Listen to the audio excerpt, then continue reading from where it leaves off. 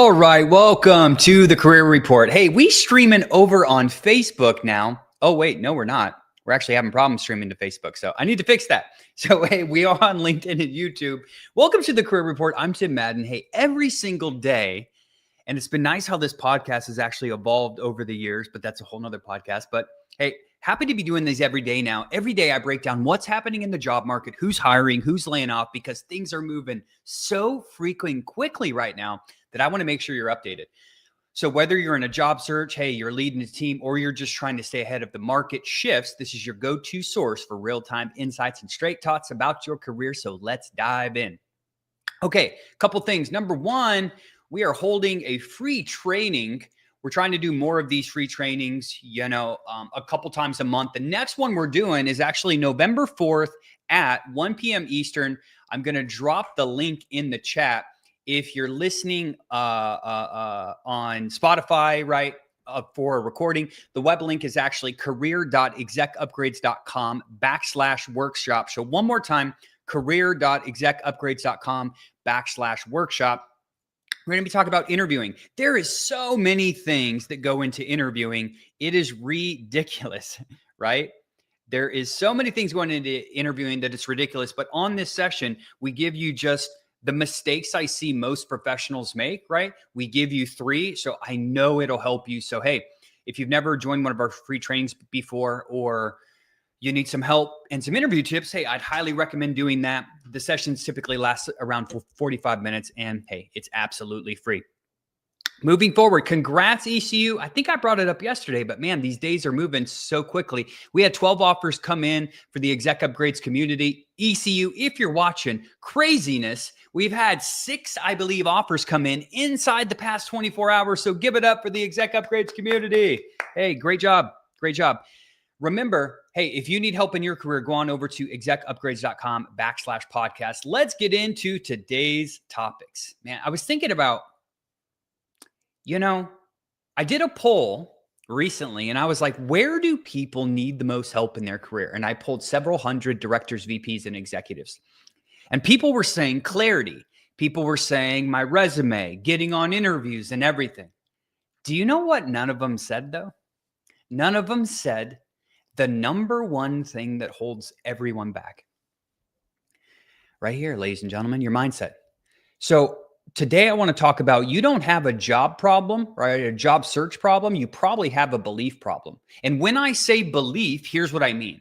I'm referring to underlying mindsets that you may have that unintentionally, subconsciously, you're not even aware of, hinder your performance, especially for people like you. So, these include believing that if I'm qualified, the job should find me. All I need is a resume tweak. Believing that if I get rejection, I lack self-worth or something, or really believing that success is waiting for me rather than something I actually have to drive. I want to give you 2 stats. One's from ZipRecruiter. This is crazy. Only 40% of this is according to ZipRecruiter, their job seeker confidence index, right? 40% of job seekers reported being completely confident in their skills and experience for roles this quarter. 55% of people are not even confident in their skills and experiences. That is freaking crazy. From another mindset angle, and let me know if you're tuning in live, let me know in the comments, 79% of directors, VPs, and executives reported high levels of anxiety during their search. 20% reported extreme levels of anxiety, according to Recruiterix.com. Man, almost 80% of job seekers reported some increased level of anxiety and 20% extreme levels of anxiety. So I want to help you out today, as always. I talk about this in the leadership development program that we have here at Executive Career Upgrades. I talk about that at the Mastering First 100 Days program. I should add it to the career program. But what I learned from my mentor, Brandon Dawson, we talk about the 3 C's. So let me break them down for you, okay? The 3 C's: courage, confidence, and commitment. People have, they don't know what these words mean. So I'm going to break them down for you.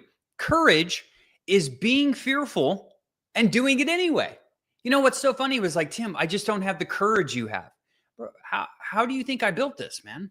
You think it just God just came down and randomly blessed me one day and said, "Hey, make Tim Madden courageous"? Absolutely not. Courage comes from knowing something is fearful, right? And saying, "You know what? I'm going to look it in the face and I'm going to do it anyway." Okay. That's the first step you have to take. If you're fearful, you got to go right at fear. Number 2, but I don't have the confidence. Do you know where confidence comes from? Let's go back to step 1. I'm scared. Something's fearful, right? Oh my God, the job search. How am I going to prepare for this interview? No one's calling me. All of these things. You have to look it in the face and take one step to it. Number 2, how is confidence built? It's by continually doing that every single freaking day. So if you're in a fearful state every damn day, okay, sorry, I don't know if I can say damn on LinkedIn, right? But if you're in a job search every day and you're feeling fearful and you're doing it anyway, congratulations, ladies and gentlemen, you are courageous. And guess what? You're building confidence. That's how you build confidence, okay? The third C is commitment. Man, how can you just stay with that? Can you go 30 days in a row of getting no results, consistent fear, consistent rejection? Because if you can, that's when you get the job and money that you deserve, ladies and gentlemen. That's how life works. It's going to be uneasy at first. It's going to be uneasy over time. It's going to get better, but you have to have these 3 C's if you're in a job search: courage, confidence, and commitment. Now, you also need to shift these behaviors. Here's what I mean. You need to shift these belief frameworks that you have in your head. Most people say, and they lead it into like their identity. So let me give you an example. Belief to identity. You need to start saying every single freaking day that I am the type of leader companies don't want to miss out on. Can you say that to yourself? Hey, I'm the type of leader that companies don't want to miss out on. Okay. I'm sending resumes. You know how many people say this? Stop saying that. Stop saying you've sent 400 resumes or 300 resumes. It sounds depressing, right? How about this? I'm not sending resumes. I'm orchestrating decision maker meetings. Sometimes when you just change the freaking words, it makes all the difference. Execution. I don't know about this interview. I don't know what's going to happen. Oh my God. Oh my God. Hey, I control the tempo. I generate conversations. I do these things. The number one thing holding people back is their beliefs. Christina talks about this all the time. She talks about the T, the thoughts, emotions, and actions. Most people say, man, I'm too old. That's their thought, their emotion. You don't feel good about it. You think you're old. You think that's holding you back. So what action are you going to take? None or half ASS, right? Because what's the point anyway? You are your own worst enemy, man. I'm telling you, a job search is a freaking battle of the mind. It's a battle of the mind. Part number 2 for today. And how do you follow up without sounding desperate? ECU community, if you're tuning in, people say this all the time. I don't want to bother them. I want to make sure I'm not following up too much. So, hey, I pulled some stats directly for you and the Career Report community. So here's a fact. 80% of all of the job offers who at least follow up once after the interview, 80% of job offers go to candidates who follow up at least one time.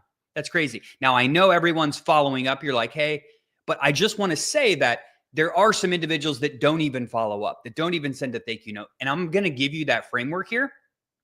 Here's the problem, though. Most people don't follow up. I know that because I work with, we hire directors, VPs, and executives all the time, right? In the different companies we manage, etc. Some people follow up, a lot don't. And most that do it in a way where they sound desperate. So I want to help you out today. Number 1, I'm going to provide you with a couple stats. And number 2, we're going to talk about it. According to Glassdoor, are you ready? Only 57% of candidates sent a follow-up after an interview. Only 57%.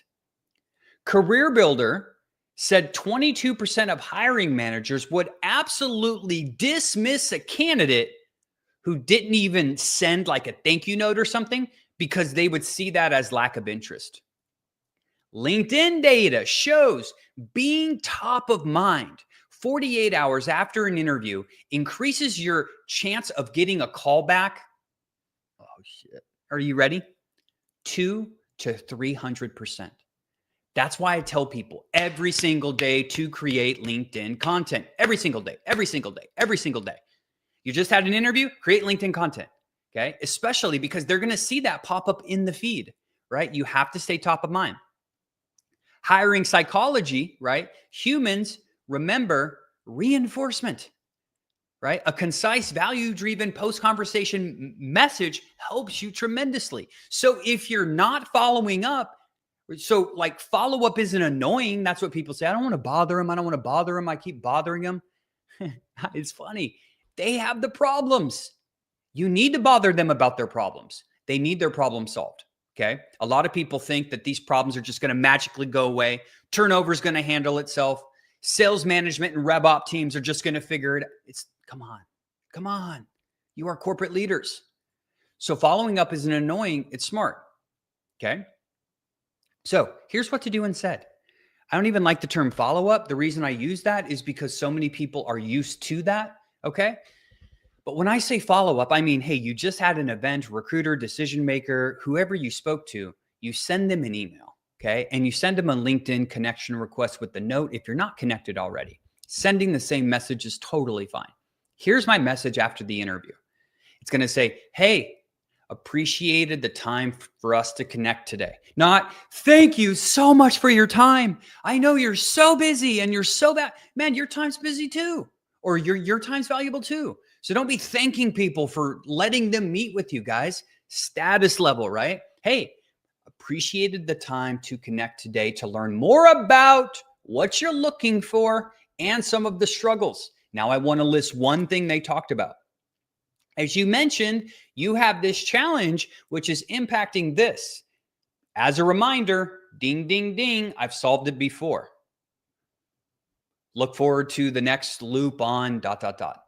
That's your follow-up messages. You only, in your follow-up messages, talk about what they said they're looking for, why they said they're looking for it, how your background directly correlates, and number two, the challenges that they're dealing with, okay? And how you solve similar challenges. If you do that, you will increase your chance significantly. Last one for the day. An uncertain job market and what you, let me repeat that, what you, Y-O-U, have to do about it. You know, you have to know the state of the market right now is unstable. They got social media. They got all this stuff going on. So hiring is cautious. We talked about this a couple of days ago and provided some statistics, right? When hiring is cautious, being the right fit, and by fit, you need to figure out what they're looking for. You need their challenges. You need to present yourself. You need to do all these things is more critical than ever. Back in the day, you could stumble into jobs, right? You can't do that right now, ladies and gentlemen. People are freaking sharp. They know what they're targeting. Their profiles are branded. They're showing up like a professional. They know all the steps to the interview. They know how to handle all this stuff. If you don't, you're going to get beat up in the marketplace. Okay. When you're on these interviews, you have to talk about outcomes you've driven, cost savings initiative, revenue growth, digital transformation. Man, these matter more than ever. I'd also tell you to talk about AI and how it's enhanced your ability to do ABC. Okay. You have to frame yourselves as the solution. And follow up in a slower market, right? My earlier message about how to follow up without sounding desperate. Because here's the reality. I look at the labor and statistics thing like every single day. They are saying that the market is stable. Okay. They are saying that new jobs are being created. I think it was this month, 223,000. And hey, be careful what you see about all the layoffs. We're going to talk about layoffs, but a lot of people say, oh, Amazon laid off 14,000 people. Yeah, but I also read that they're supposed to hire 200,000 people like inside this quarter or next quarter or something like that. So remember, take a statistic for what it is, right? But with that being said right now, right, this is the most critical time, ladies and gentlemen, because the market is generally stable, but here's the problem. The competition has got incredibly more difficult. So if you're in a job search, hey, get serious. Know your target. Be branded effectively. Highlight your accomplishments and achievements. Don't hide it from people online. Be visible online. Make content on LinkedIn. Try to get a hold of people that can hire you. Continually be relentless on this follow-up and provide yourself as the solution and show some confidence and conviction. If not, it's going to be a difficult Q4. Hey, this wraps up today's edition of the Career Report. I'm Tim Madden. As always, thanks for tuning in. Remember, I'm going to remind you this every single day that staying informed is the first step to staying ahead of your career. And if you found today's conversation valuable, share it with someone who needs to hear it. And I will see you back on, today's Friday. I'll see you back on Monday. And do me a favor, if you haven't already, please go on over to Apple Podcasts or Spotify. Leave me a 5-star review on the Career Report podcast. It is one of my goals on my little Manila legal pad every single day to be a top 100 career podcast. Appreciate everyone so much. And also go to career.execupgrades.com/workshop to attend some free training with us. Have a great day, everyone.